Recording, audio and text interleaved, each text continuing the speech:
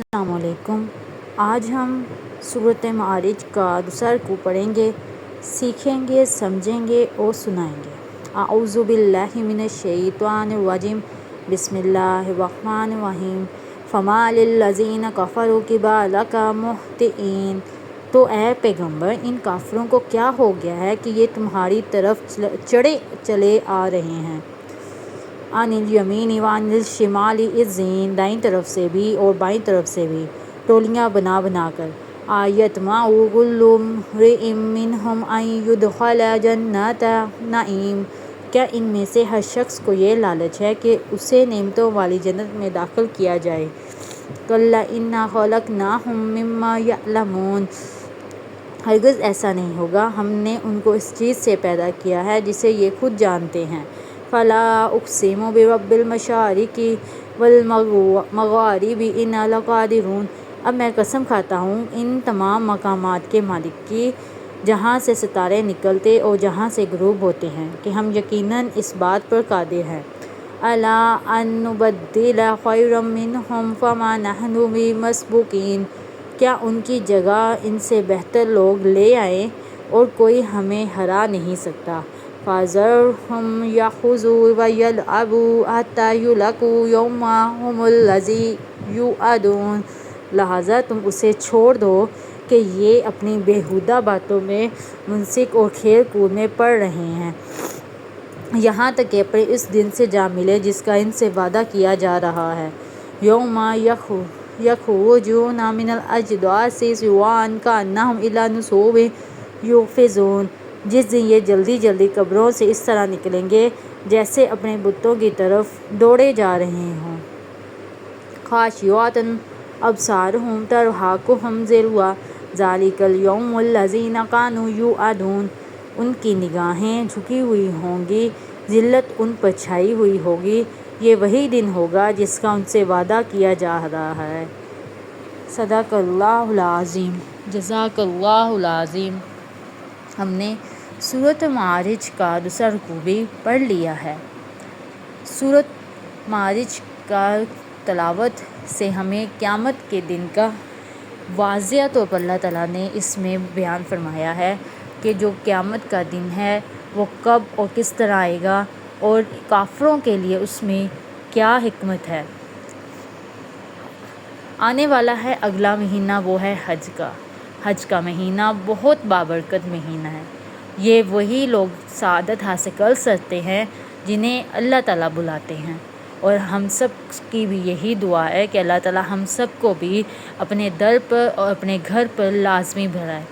حج کا مطلب ہوتا ہے کہ ہم اللہ تعالیٰ کے گھر جائیں، وہاں قربانی کریں، حضرت ابراہیم علیہ السلام کی سنت پوری کریں اور آسمان کے مالک کے گھر کے گرد 7 چکر لگائیں، طواف کریں، عرفات میں رہیں۔ اس کے بعد ہم قربانی کرنے کے بعد ہمارا 40 دن کا وہ حج ہوتا ہے، ہم اپنے پیارے رسول کے پاس بھی ان مدینہ منورہ میں جاتے ہیں، ان کو بھی سلام پیش کر کے آتے ہیں۔ حج جو سا ہے وہ بوڑھوں، عورتوں اور بچوں کے لیے تو ایک جہاد کا معنی دیا گیا ہے کہ حج ان کے لیے جہاد جیسا ہے، اگر ان میں کوئی فوت ہو جائے وہ شہید کے برابر ہے۔ حج حاصل کرنا ہر کسی کے بس کی بات نہیں ہے، حج کو فرض کا پورا کرنا ہر کسی کے بس میں نہیں ہے، لیکن اللہ تعالیٰ جن کو بلاتا ہے ان کو ہمت اور حوصلہ بھی دے دیتا ہے، ان کو اس کو مقام کو پورا کرنے کی ہمت بھی دیتا ہے۔ ہم سب کی دعا ہے کہ اللہ تعالیٰ ہم پر ہر طرح کا جو ہمارے حقوق ہیں ہم اپنی ذمہ داری بخوبی انجام دے سکیں۔ ہمارا اسلام حج جو ہے وہ اسلام کا اہم رکن میں شمار ہوتا ہے، 5واں رکن ہے اور یہ فرض بھی ہے۔ اللہ تعالیٰ جس کو استطاعت دے، اللہ تعالیٰ اس کو حج پر بھی بلائے، اس کو اپنے گھر پر بھی بلائے، ہمارے پیارے رسول کے در پر بھی بلائے۔ اللہ تعالیٰ ہم سب کو اپنے گھر کی زیارت فرمائے اور ہمیں جو وہ مقام ہے جو ہمارا دین اسلام میں ہمیں اس مقام پر چلانا شروع کر دے۔ اللہ تعالیٰ ہم سب کو ہدایت کے راستے پر چلائے، ہمیں دنیا اور آخرت کی کامیابی دے۔ حج کے موقع پر جب ہم طواف کرتے ہیں تو ہمارے لیے جو بہترین دعا ہوتی ہے وہ یہی ہوتی ہے کہ ہاں ربنا آتنا فی الدنیا حسنۃ وفی الآخرۃ حسنۃ وقنا عذاب النار، تاکہ ہمیں دنیا اور آخرت میں اللہ تعالیٰ دونوں میں بھلائی دے، نہ کہ ہم ایک چیز مانگتے ہیں، نہ تو ہم دنیا مانگتے ہیں، نہ ہی ہم آخرت مانگتے ہیں۔ یہ ہمارے لیے بہترین دعا ہے، اور یہ حدیث میں بھی آیا ہے کہ یہ تمہارے لیے بہترین دعا ہے۔ اس دعا کو جتنا ہو سکے اتنا پڑھا کرو، اور اتنا ہی زیادہ اللہ تعالیٰ سے مانگا بھی کرو۔ اللہ تعالیٰ کی ذات بہت بڑی ہے، بہت شان والی ہے، ان سے جو بھی مانگو یقین کے ساتھ مانگو۔ اللہ تعالیٰ نے فرمایا ہے تم صبر سے، محنت سے مانگو، محنت کرتے رہو، لیکن یقین تم کو مجھ پر ہی ہونا چاہیے کہ میں تمہارے ہر کام، ہر خواب تمہارا میں پورا کر سکتا ہوں۔ ناممکن کو ممکن کرنے کا جو ایک طریقہ کار ہے وہ میرے اللہ تعالیٰ کے پاس ہے۔ وہ معجزے کرنے کی شان دیتا ہے، وہ معجزے کرنے کی ہمت کرنے کی ہر چیز اس کے پاس ہے۔ وہ جو چاہے وہ کر سکتا ہے، جس کا ہم نے گمان بھی نہیں کیا۔ وہ ہماری دلوں کی باتیں جانتا ہے، وہ ہماری ضمیر کی آواز جانتا ہے، وہ ہم کو جانتا ہے، وہ تم کو جانتا ہے، وہ مجھے جانتا ہے کہ میں کس نیت سے آپ تک یہ پڑھ کے آپ کو سنا رہی ہوں، اور آپ کس نیت سے میری یہ باتیں سنتے ہیں اور سیکھتے ہیں۔ اللہ تعالیٰ کو سب معلوم ہے، اللہ تعالیٰ ہر جگہ پر موجود ہے۔ ہمیں اس چیز کا ہمیشہ یقین رکھنا چاہیے، کوئی بھی گناہ کرنے سے پہلے یہ سوچ لینا چاہیے کہ اللہ تعالیٰ ہمیں دیکھ رہا ہے۔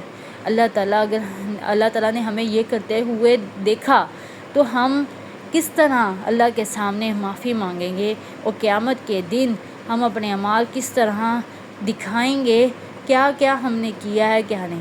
گناہ کرنے سے پہلے 100 بار سوچیں کہ تمہیں کیا توبہ کرنے کا موقع ملتا بھی ہے کہ نہیں، کچھ پتہ نہیں ہے اگلے پل کا، اگلے ایک سیکنڈ کا۔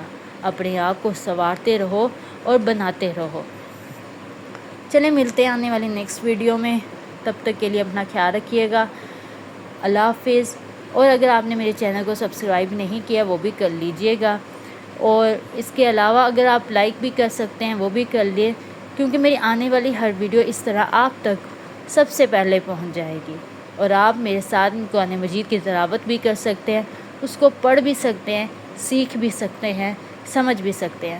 اگر جتنا ہو سکے آپ اگر دین کے بارے میں کچھ علم رکھتے ہیں یا رکھتی ہیں تو ضرور اپنی عوام کو، اپنے مسلمان بہن بھائیوں کو اس کے بارے میں تعلیمات دیں، بے شک وہ سوشل میڈیا ہو، بے شک وہ اسکول کا ٹیچر ہو، بے شک وہ مسجد کا مولوی ہو، جو بھی ہیں آپ، لیکن اپنے ذریعے کچھ نہ کچھ کرتے جائیں تاکہ آپ کے آنے کا جو مقصد ہے وہ بھی پورا ہو جائے۔